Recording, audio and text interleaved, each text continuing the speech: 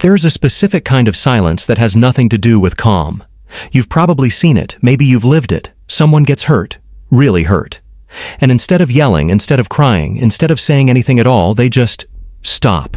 They go quiet. Their face flattens out. Their answers get shorter. And somehow that silence feels louder than any argument ever could. If you're someone who does this, who goes completely silent the moment something cuts deep, this video is for you, not to fix you, not to label you as broken, but to actually explain what's happening inside your head when the rest of the world expects tears or anger, and you give them nothing instead. Because here's the truth nobody tells you, that silence isn't empty, it's loaded. It's just speaking a language most people never learn to read. Let's get into it. First, let's clear something up immediately. Going quiet when you're hurt is not coldness. It's not indifference, and it's definitely not some calculated move to punish someone. In most cases, it's the opposite of manipulation. It's protection. Your nervous system, in that exact moment, has made a decision faster than your conscious mind even had a chance to weigh in. Psychologists have a name for this. It's connected to something called the fight, flight, freeze, and fawn response. Most people only know the first two, fight or flight. But there are two other reactions your body can default to when it senses emotional danger. And freezing is one of the most common, especially for people who grew up needing to manage conflict quietly rather than loudly. Think about it like this. Some people, when hurt, were taught, directly or indirectly, that expressing pain loudly led to punishment, dismissal, or even more conflict. Maybe a parent shut down crying. Maybe anger in the house meant things got worse, not better. Maybe the only safe response, over and over again, was to just go still. Say nothing. Wait for it to pass. Over time, the brain doesn't forget that. It encodes it as a survival strategy. So years later, as an adult, when something hurts, a partner's comment, a friend's betrayal, a moment of rejection, the same ancient circuitry fires. Not because you're choosing distance, because distance at some point kept you safe. So if you've ever wondered why you can't just say what's wrong in the heat of the moment, even when you want to, this is part of the answer. Your silence isn't a decision. It's a reflex. Let's actually picture this. Imagine someone at a dinner table. Their partner makes an offhand comment, something careless, maybe not even meant to wound, but it lands wrong. And instead of saying, "That hurt me," the person just goes still. They keep eating. They nod along to the rest of the conversation. On the surface, nothing looks different. But internally, something has already shut a door.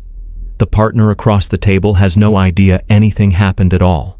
That gap, between what's felt internally and what's shown externally, is exactly where most of the confusion in relationships starts.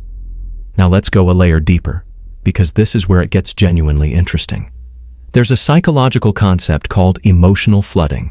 It happens when feelings come in faster and stronger than your brain can process and organize them into words.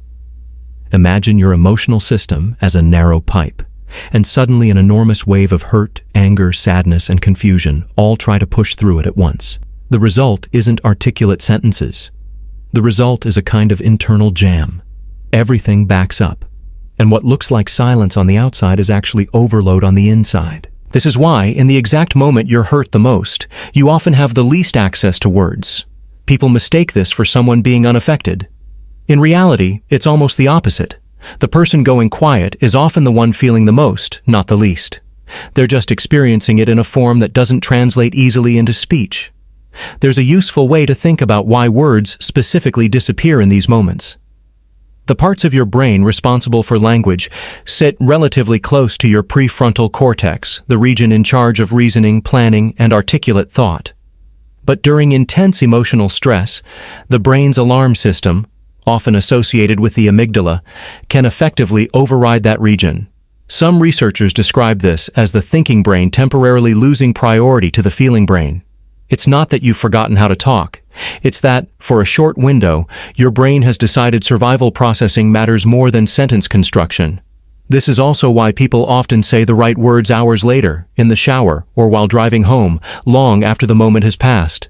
The flooding subsides, language access returns, and suddenly the explanation that wouldn't come out earlier flows easily. If you've ever thought, "Why didn't I just say that when it actually mattered?" This is usually why. It wasn't unwillingness. It was timing your brain couldn't control. There's also a deeper layer tied to attachment styles, something psychologists have studied extensively since the 1960s and 70s, building on research originally focused on how infants react to separation from a caregiver. That early research evolved into a much broader framework, explaining how adults handle closeness, conflict, and emotional pain in relationships.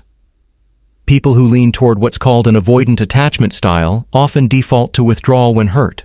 Not because they don't care, but because closeness itself, especially during emotional intensity, can feel threatening. Their internal wiring associates vulnerability with risk. So when pain shows up, the instinct isn't to reach out, it's to retreat inward, shut the door, and process alone, even if that processing never actually finishes. On the other hand, some people who go silent aren't avoidant by nature at all. They're actually deeply anxious about conflict, and their silence is a fear response. They're terrified that if they say the wrong thing in a heightened moment, it'll make everything worse. So instead of risking an explosive reaction, they choose the safer option, nothing. Silence becomes a shield against saying something they can't take back. Two very different internal experiences. Same external behavior. This is part of why silence is so often misread, because it can come from withdrawal or it can come from fear, and from the outside, they look almost identical. There's actually a third pattern worth mentioning here too, sometimes called the fawn response. This is when someone goes quiet, not purely out of fear or avoidance, but because they've learned that keeping the peace, even at the cost of their own feelings, is the safest path. These are often the people who, when hurt, will quietly say, "I'm fine," while clearly not being fine. Because somewhere along the way, they learned that their hurt feelings were less important than keeping the relationship calm. Their silence isn't protecting themselves from conflict. It's protecting the other person from discomfort, even when it costs them something internally. Here's something else worth sitting with. There's a well-documented phenomenon in psychology where physical pain and emotional pain activate strikingly similar regions in the brain. Functional brain imaging studies have shown overlapping activity in areas associated with the anterior cingulate cortex when people experience either rejection or physical injury. In plain terms, emotional hurt isn't a metaphor your brain treats lightly. It registers real measurable distress, similar in some ways to a physical wound. Now think about how people typically respond to physical pain. If someone gets badly injured, they often go very still. They might not scream right away. Shock can produce stillness before it produces sound. Emotional pain can trigger something remarkably similar. The silence isn't denial. It's closer to shock. So when someone you care about goes quiet after being hurt, what you're often witnessing is a kind of internal shock response, not a cold shutdown of feeling, but feeling that has temporarily exceeded their ability to express it in real time. There's also a social and cultural layer to this that doesn't get talked about enough. In many families and cultures, especially ones where emotional expression wasn't openly encouraged, silence becomes the inherited language of pain. Children watch how the adults around them handle hurt. If the adults in their life swallowed pain quietly instead of voicing it, that becomes the blueprint.